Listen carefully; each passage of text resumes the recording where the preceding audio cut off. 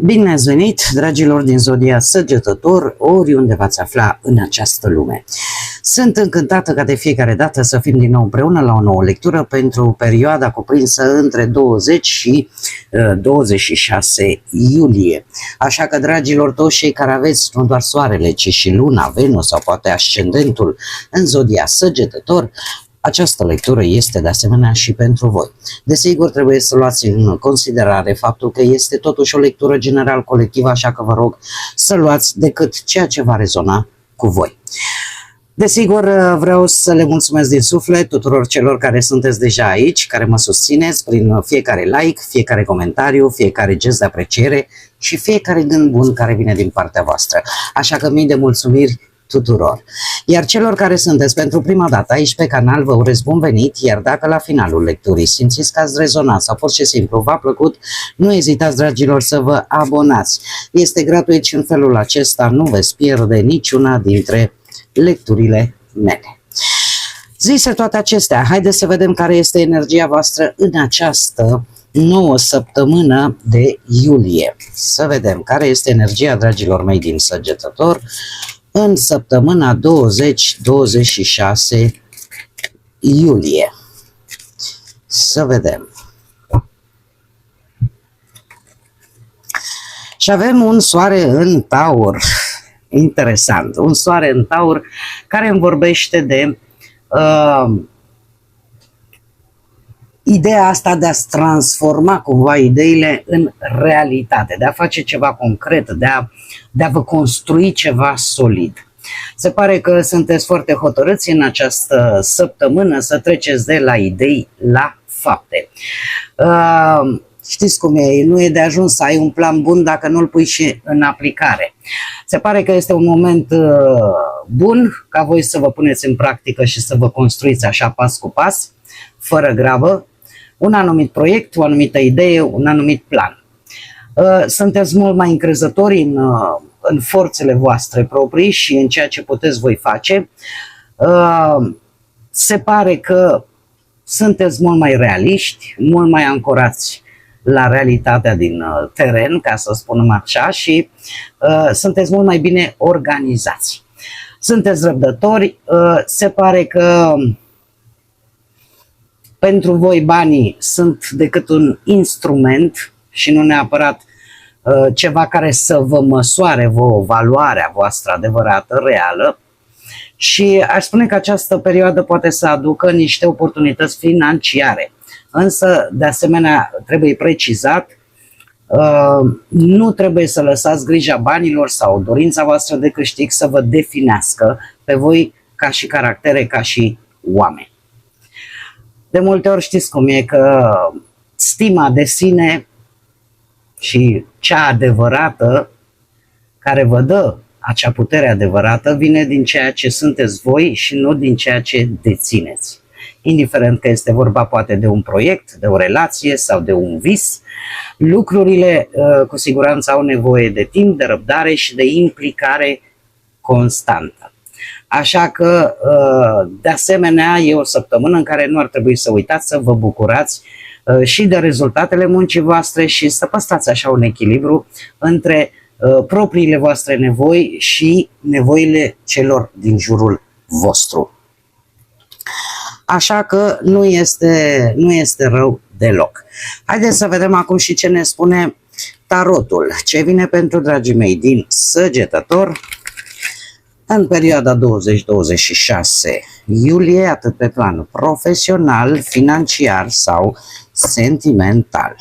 Să vedem.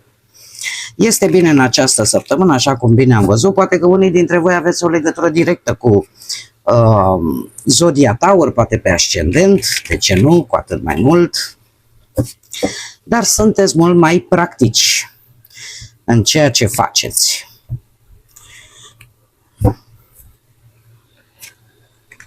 Bun. Și avem turnul, un 8 de bâte, un as de monede, un 9 de cupe și surpriza săptămânii. Și haideți să le și clarificăm. Ceva important probabil pe partea asta profesională. Ne lămurim imediat. Hai să clarificăm Clarificăm, te rog, turnul pentru dragii mei din Săgetător, perioada 20-26 iulie. Clarificăm turnul. Clarificăm 8 de monede, te rog.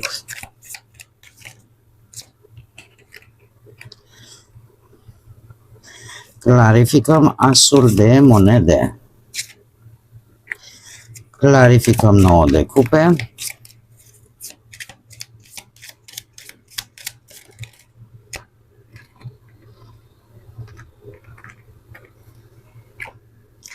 Și clarificăm surpriza săptămânii.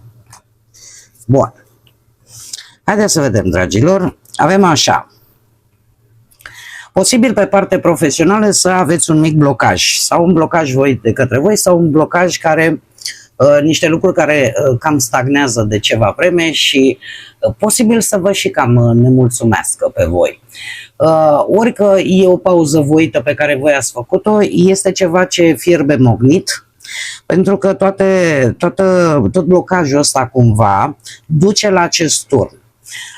Turnul în situația de față poate vorbi de o schimbare bruscă la locul de muncă, de o restructurare posibil, că se închide un proiect sau pur și simplu voi descoperiți o anumită problemă ascunsă vis-a-vis de, nu știu, de colegi, de șefi, de colaboratori, asociați, în general cei care lucrați cumva într-o echipă.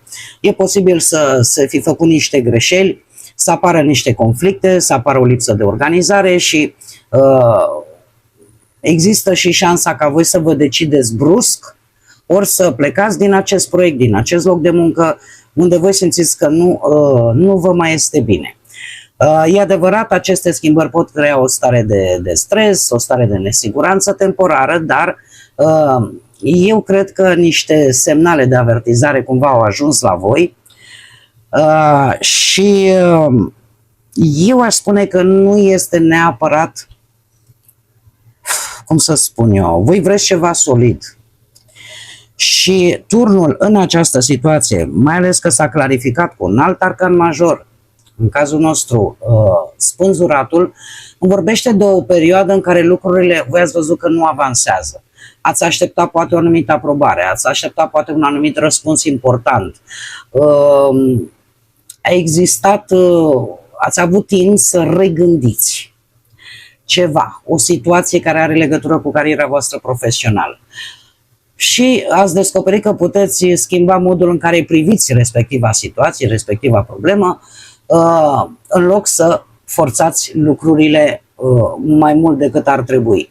S-a analizat foarte bine situația, din partea voastră cel puțin, ați privit-o din alt unghi, dintr-o altă perspectivă și se pare că acest turn e posibil să-l provocați chiar voi, tocmai pentru că ați descoperit niște lucruri care nu erau tocmai cum ar fi trebuit.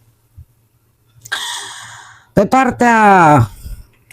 Uite, aici n-am întors. Pe partea bănuților avem un 8 de bâte. Lucrurile se vor mișca foarte, foarte rapid. Ce înseamnă asta? Că ori apar niște cheltuieli neașteptate, dar haideți să vedem ce avem. Avem un 5 de cupe, avem soarele și avem moderația.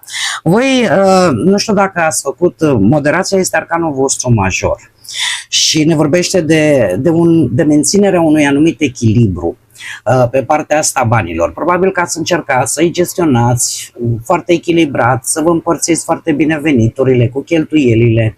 Chiar poate unii dintre voi ați avut ideea asta să vă faceți anumite economii pentru a vă bucura de, nu știu, de o achiziție, de o vacanță, de ceva care vă dădea foarte multă speranță, vă dădea foarte mult optimism și era ceva care, cum să spun eu, era destul de stabil.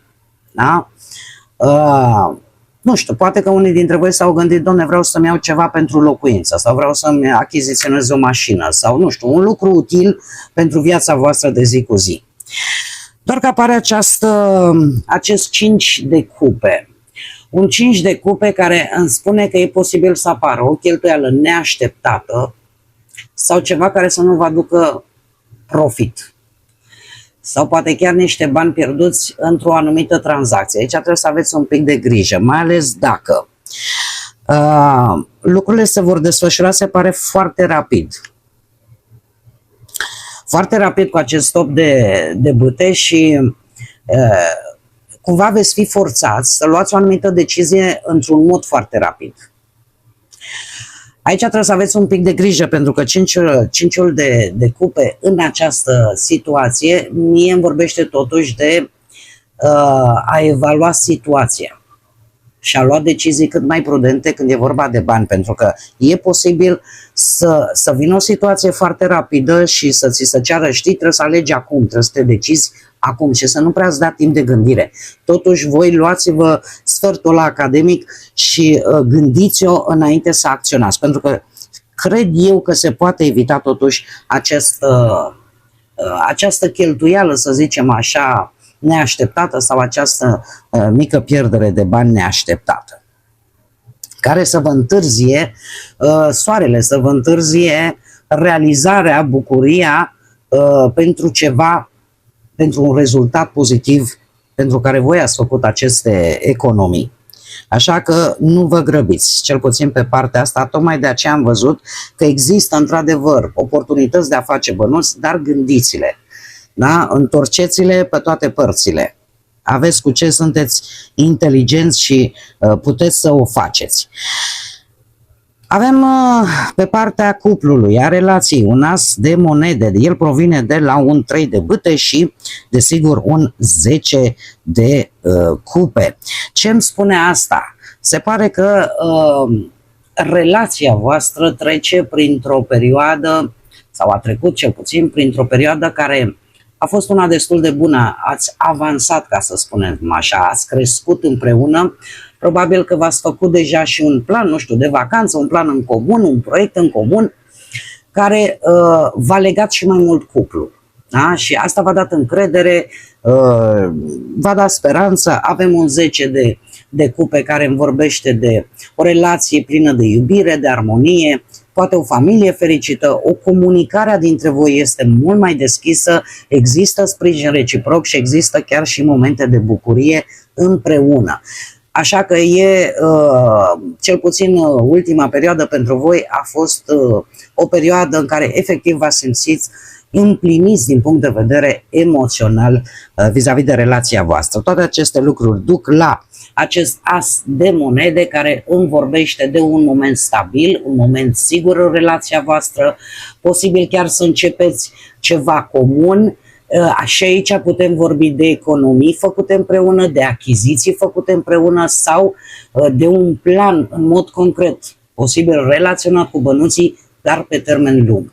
Așa că relația se simte mult mai sigură și mult mai predictibilă, aș spune, cu sprijinul reciproc, unul pentru celălalt.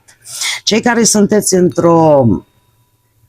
singurei, avem aici un 9 de cupe, el provine de la un as de cupe și, ia să vedem, și un 3 de cupe. Voi, dragii mei, nu știu dacă de curând ați avut vreun eveniment social, de familie, nu știu, ați ieșit voi undeva la o petrecere cu prietenii, cu amicii, a fost ceva cu acest 3 de cupe, unde posibil să se fi înfiripat ceva. Treiul de cupe îmi vorbește de oportunități sociale, da? Și relaționare cu ajutorul ori al prietenilor, ori al unui eveniment. Adică petreceri, întâlniri și unde voi ați cunoscut posibil o persoană nouă.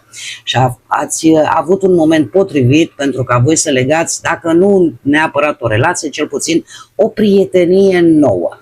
Într-un context așa mai vesel. Tind să cred că nu e mai mult decât o prietenie, pentru că este un as de cupe și asta îmi vorbește de emoții, atracție, emoție nouă. Da? Există posibilitatea de început al unei noi iubiri, al unei noi, aș putea să zic, prietenii profunde, dar tind să cred totuși că ar fi un pic mai, pentru că avem numai cupe. Da? ceva profund. Așa că nu știu dacă ați avut deja o întâlnire, dar e ceva care vă va trezi niște sentimente. Simțiți așa o conexiune sufletească și vreți să explorați mai mult, da? Să vedeți unde se ajunge.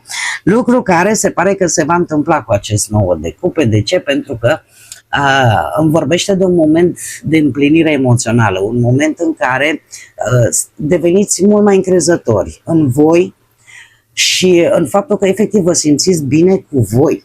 Vă bucurați în sfârșit de viață, de această experiență în particular și chiar dacă cum să spun, aveți oportunitatea asta să atrageți foarte armonios pe cineva în viața voastră, se pare că vibrația voastră pozitivă, ceea ce voi emanați, face ca acest lucru să fie posibil.